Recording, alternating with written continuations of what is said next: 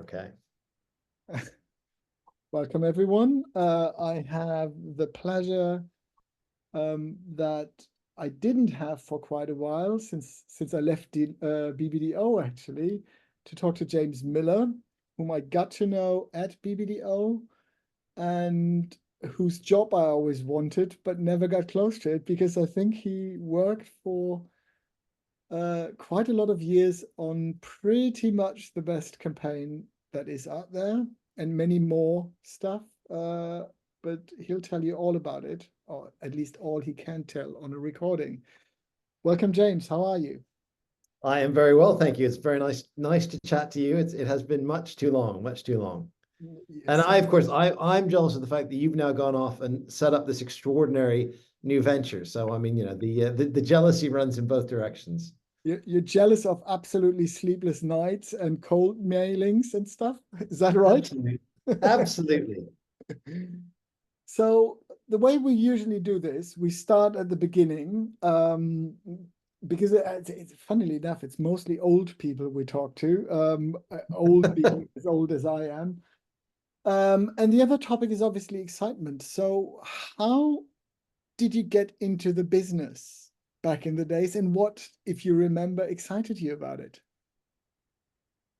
So I got into the business. I was lucky enough to get a summer internship in my second year of university. So between second and third year, I got an internship working for a Canadian advertising agency called Ambrose Carr Linton Kelly. And I absolutely fell in love with it. To be honest, they weren't quite sure what to do with me when I first tipped up. So I kind of spent about 2 weeks filing and things. And then anyone who works in an agency will appreciate a pitch came in and someone said, well, you're at university, you must know how to do research. Find out everything you possibly can for us about, I think it was IKEA. Oh, Which, so obviously, great piece of business to work on. And I loved it. I loved everything about it. I loved the vibe of the place. I liked the people I met. I liked the fact that it was business, but there was all the sort of classic things. I like the fact that it was business, but there was a sort of an art side attached to it. I was just fascinated by it. I understand. So how did it go from there? Did you win IKEA? We did not win IKEA.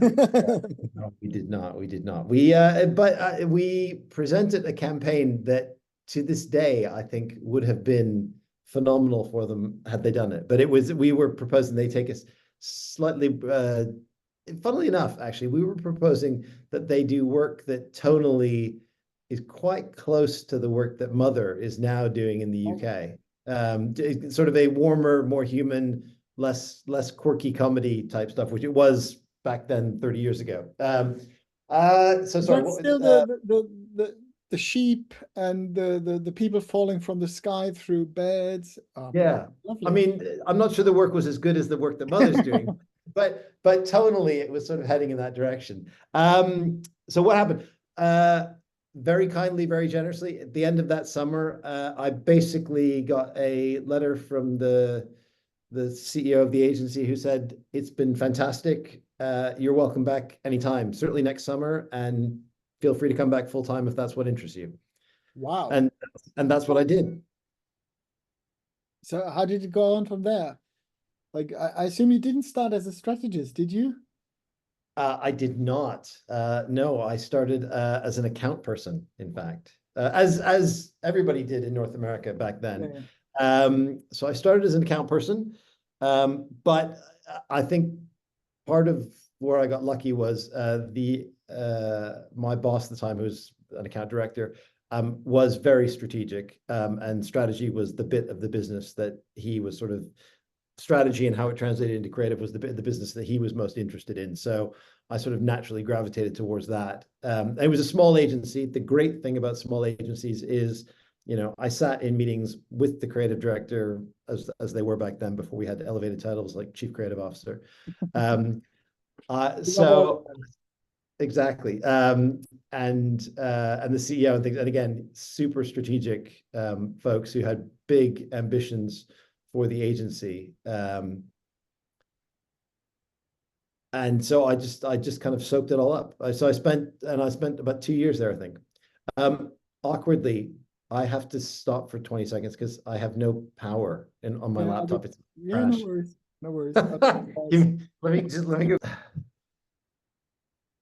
So we're back with power. So you stayed for 2 years, Yep.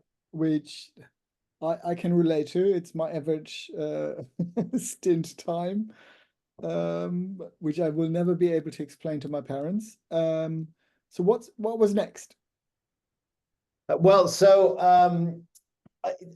remember, I was quite junior, so I can't remember exactly what happened or why, but the guy who was the CEO decided to leave. And even though I was an accounting executive, I didn't really like the new bloke they brought in as CEO. It was a smaller agency. Everybody, anyway, and my boss left, went to what at that time was called Scally McCabe Sloves, Yes. which was subsequently merged with Lowe's. But he went there, and I stayed for about 6 months, and then I followed him over to Scally. And I've never been at Lowe's, certainly not. But was it as crazy as it was supposedly over here in London? I don't think anything is ever as crazy as it was Yeah. claimed to be.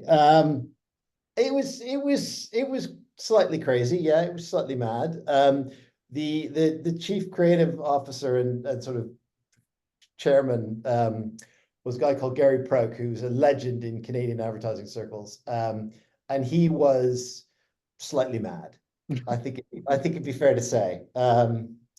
So yeah, it was slightly mad, but it was good fun.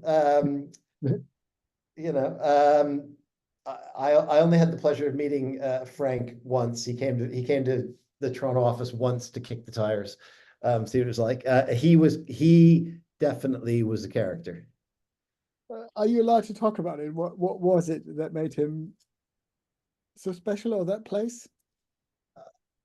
Which You decide. Low. um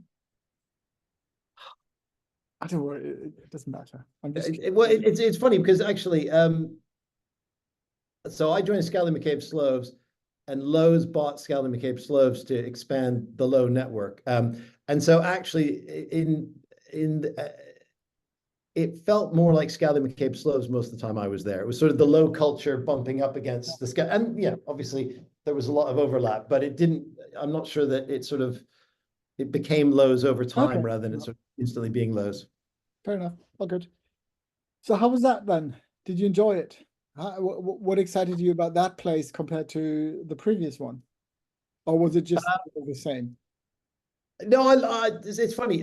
Both agencies were small. They were like 50 people, but they both had the thing I liked about it was they both had big creative ambitions. So Skelly at one point had been part of a mini network that included Fallon in Minneapolis and Abbott Mead Vickers in London. And so the office in Canada had the same sort of creative ambition that Fallon and Abbott Mead did. Never quite reached those heights, but it had the massive ambition. That's not a problem, I guess. Well, no, exactly. Not many do.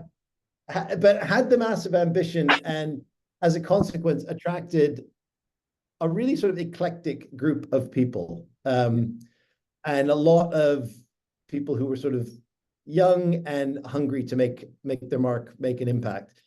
So it was a great place. It was a great place to work. I mean, it was a fantastic environment. Phenomenally talented people, great creatives, slightly mercurial at times. Great bunch of clients. I mean, I had I worked on Labatt, worked on Mercedes, so worked with some amazing brands. And yeah, I had a great time there. I mean, it was a fantastic place to work. So I guess like given how fast you switched agencies, let's move. What was like how at some point you, I guess, found BBDO? Was it in the US or was it AMV straight or? No, it was BBDO Toronto. Oh, So okay. Yeah, okay. I was at Scally, which then became Lowe's. We went through two mergers in Canada. Wow. The Canadian, I know we, um, which I look as a whatever I was 26-year-old. It was a fascinating learning experience. Yeah. Uh, to go through mergers and see what happens and see the good and the bad and the ugly, etc. But at this point, I was still an account person, and I was very good at the strategic side of being an account person, Yeah. less good at the detailed money management side of being an account person. I think it'd be fair to say. Yeah. Um, um, so strategy was becoming more of a thing in North America. Fallon, TBWA, et cetera, had sort of begun to build it out. And BBDO Toronto was building a planning department at that point. There was a guy called Neil Halliday who had come over from London, as of course all the planners did, and he was building a department. And I thought that this was the thing that really interested me. So an opportunity came up there, and I went for it. I think it'd be fair to say. I don't think I've ever prepped or worked as hard for an interview in my life Oh, because wow. Okay. I So, really. So at that point, BBDO Toronto was was the best agency in Canada, yeah. and actually was doing phenomenal work that was sort of stacked up internationally. So it was an agency that I was sort of quite keen to work at anyway. The fact that there was a planning opportunity as well, I was all over it. Okay. So if you needed to make one choice, was it running away from the detailed account person's work, or was it going forward to the strategy work? Oh, it was definitely running towards the strategy Okay, work. I yeah. mean, that was the bit that I enjoyed. It was the bit I got excited about. It was the bit that, to be honest, I thought I was better at. Yeah. Yeah, I mean, it Cool. was a no-brainer. I mean, in my head, it was if I could have all the best bits with the bits that I didn't particularly enjoy removed from me. I'm Yes, I agree. oh, you're Ah, frozen. is it me? No, I think we're back. Oh, good. Can you hear me? Yep, yep, Cool. yeah, yep, yep. Um, Okie dokie. So BBDO, I think at some point we need like, and you need to tell me if it's boring or annoying to you, but Snickers. You're going to edit this and make me sound sensible, right? Uh, we're not editing it, of course not. It's a shame. Um, at some point we will have editors, but it's yeah, oh good. All So, right, but you do sound sensible. It's me that's who's rambling. all right. Snickers, how were you there when it started, or did you come to it when you're not you when you're hungry was already? God, you've jumped 20 years forward in the timeline here. Yeah, we only got 30 minutes, and Yeah, fair enough. So yes, I was lucky enough to have been involved right from the outset. oh wow, There were two of us working on it at the time. Well, actually, there was an entire team working on it at the time. But from a strategy and planning point of view, it was me and an amazingly talented planner called Alex Lewis. Mhm. So we were the dynamic duo that helped to land helped to land. You're not you and you're hungry from a strategic point of view. Can you explain or talk about what was the starting point? How did you get there? Because it's always funny when you see the line, it's so intuitive and everything, Yeah, but normally when it starts, it isn't. no, so it was a long process. I mean, it's a big global brand, big global client. So trying to get alignment on all the markets for a strategy was a challenge. Took some time. There was a lot of debate early on in the process about whether the brand was about hunger or was about energy. Yeah. And the fantastic client who was leading the business as the sort of global brand lead. He was also the president of the Australian chocolate business, but he was leading it. He finally, after a long period of debate, went, you know what, guys, we're just going to end this debate now. Hunger and energy are two sides of the same coin. I was about to When, ask, where's the difference? when you're hungry, you lack energy. When you Yeah. lack energy, you tend to be hungry. We can call it whichever one you want. We're just going to move forward. I, I imagine, or me would be moaning about like, oh, the client always merging stuff. But in truth, he was That's exactly true, absolutely though. right. He was absolutely right. So having got to that alignment, we spent a lot of time on getting clarity on what our ambition was. And effectively, what we got to was we wanted beer advertising for Snickers. That it was sort of, Ah, that from a creative point of view, the kind of storytelling we wanted, the kind of reach that we wanted, etc. Yeah, effectively what we said was we looked at the best beer advertising in the world, said that feels like it should be Snickers advertising with the product right at the center of it. So a lot of time spent on the ambition, which I think was a really important step in the process because it made it easier when we presented the work for people to go, oh yeah, that's it. That feels right, as opposed to picking apart and going, well, what elements of the strategy are there, etc.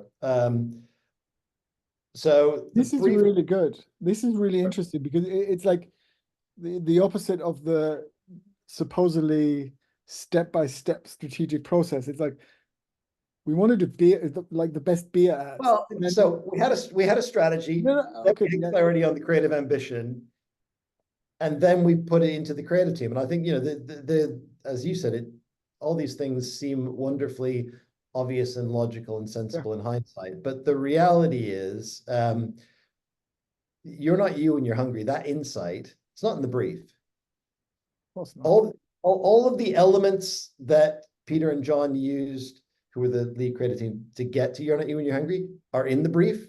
You know, it is about dudes. It is about hunger. It is about keeping going. The tonality is all there. But that actual nugget of insight that you're not yourself when you're hungry, that came through the creative development process. Yeah. I always got like my creative partner at BBDO, Till Diesel, like I always got super annoyed. Like we had the briefing and I always did the brief together with him and yada yada yada. Yeah. And then he briefed the teams, and the first thing he told them, like, find an insight. And I was like, man, we got it. Like, nah, it's different. I'm like, but I agree, you're right. I mean, David Lubar's always talks about it like sort of a DNA strand. He's like, it needs to be a co-creation process. You give them some stimulus, they refine it, find an interesting creative spin on it. You work together back and forth, and that's how it ultimately pops out. It's not the nice, neat handoff that everybody would like it to be. Yeah. And I think one of the separate issue, but I think one of the challenges in creative work when you present to clients is a lot of clients aren't comfortable with the fact that what you really want is a leap from the brief to the work. Yeah. That there needs to be for it to be really great, interesting work, there needs to be a step. And a lot of people don't want to make that step. Well, it's obviously scary because, like, if you can't put numbers on it, and they are being evaluated against numbers. Or not they are. I mean. 100%. So now onto the simple question: what's your favorite You're Not You When You're Hungry ad? Do you know what? To be perfectly honest, my favorite is still the original two ads. Oh, the Betty White, and then the follow-up that was Aretha Franklin. So Betty White, and it was called Road Trip. Yeah. Those are still my two favorite ads. Very rare, I think, that, you know, in a campaign, the first couple of ads are the best or among the best. But they're still my two favorites. Yeah, there's a certain, I don't know how to call it. It's a certain friendly aggressiveness in there that is hard to match. Yeah, I mean, they're obviously, the idea is super simple, but the production, the acting, like just the way that those two in particular come to life, you can see the craft and the care and the love in them. I mean, they're just so beautifully done. And And to be honest, I also love this is jumping forward, but the way that we've evolved the campaign, or actually the team, because not me, have evolved the campaign in the US over the years. I think there's some wonderful stuff they've done for sort of their NFL sponsorship around fantasy football that is hilariously funny. Okay. Well, funny and German's tricky, but whatever we see from the US, there is really good funny work out there. I mean, we've recently done some of the. Oh, that's now that you mention it. Like we recently did a little. What was the best ad you ever saw in your life thing in the US? Yeah. Isn't Snickers in there? Now that I'm talking to you, I need to, or at least not in the top 10. I need to. That's weird. It's not. Yeah, no, that clearly is a problem of our methodology. I mean, Well, exactly. Recency bias. Recency bias. No. On the other hand, there's like, I think on 5 or so is Apple 1984, which is 40 years old now, and it's like, how did? Amazing. Oh, good. It's because it gets trotted out every year at Super Bowl time, etc. I mean, is it that much part of culture in the US? Absolutely. Wow. Yeah. Well, I certainly never managed that. So, so tell me about business today. Like not as in how's your business going? What excites you about the business today? Interesting question. So I still get excited about the power of ideas. Yeah. And genuinely, that is the part that still gets me most excited, is sort of strategic ideas, creative ideas, and how you can use those to actually drive growth and drive a business. Yeah. That's the bit that genuinely still interests me, and gets me sort of super excited, gets me out of bed in the morning. I think the other thing that does excite me is that, I mean, there's so much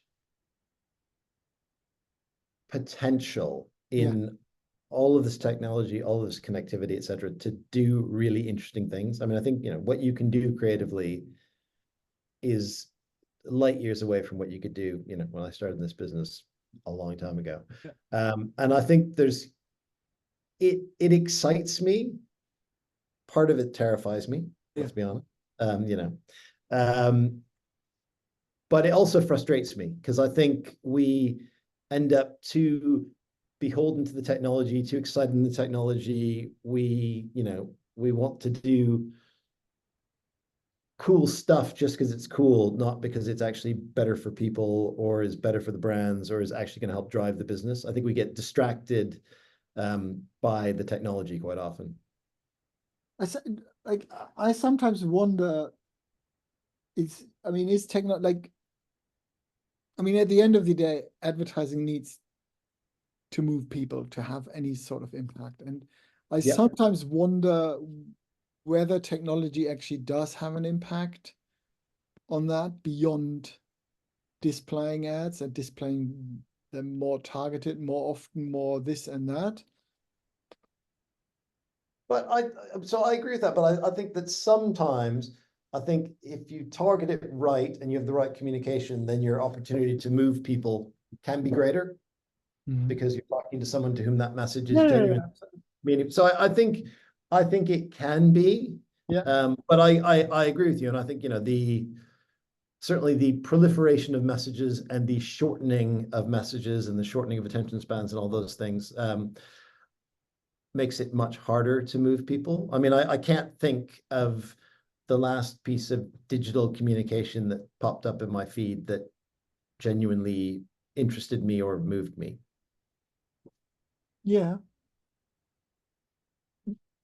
But funny. Does it? Sorry, you completely caught me off guard here, because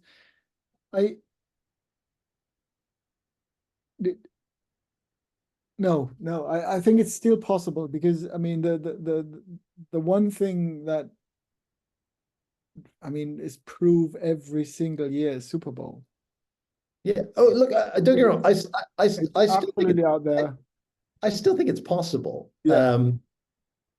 I just think it's particularly when you, to your point, when you talk about advertising. So if I think about my Instagram feed, the one piece of branded content that I will sit and watch and engage with, and that I do find emotionally interesting, is Red Bull. Yeah. I Ah, mean, the insane mountain biking, skiing stuff in the Red Bull feed. I mean, I'll watch 3-minute videos. There's a ton of Red Bull in it. By the way, I've literally not drunk a can of Red Bull in 20 years. So there's there's that. But that fits all into salience and stuff, you know. but I mean, in terms of content that they're pumping out into the world that is, you know, entertaining me, giving me 3, 4, 5 minutes of pleasure in a day, they do it better than anybody. Yes, I agree.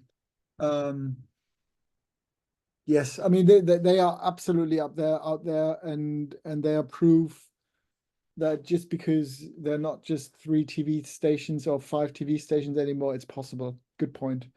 Yeah. And I think the biggest and then the other thing is whenever the company itself becomes exciting. I mean, the joke that when everyone said, "Oh, Elon Musk is not doing advertising," haha. I mean, he's no matter what he's saying, but he's clearly doing he's creating ads that everyone watches and can talk about in a very simple way, and that I think to me is the biggest proof possible.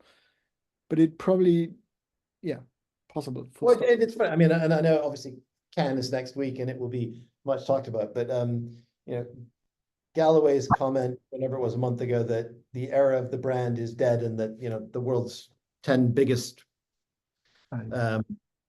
tech companies don't advertise, which is, as has been pointed out by many people, utter bollocks. Yeah. I mean, he really should check his facts. In the, you know, the Amazons, the Apples, Facebooks of the world, or Metas of the world, are some of the world's biggest advertisers. Yes. And yes, I mean, his point, they invest in experience, and that's what actually provides the stickiness and provides the value, etc. I agree with that, but it's not true that they don't see value in their brands and that they don't invest in building brands through advertising across all sorts of different channels and platforms and whatnot. Perfect. I'll take that as a perfect closing word. And thank you so much, James, for It's been a pleasure. good one. Nice.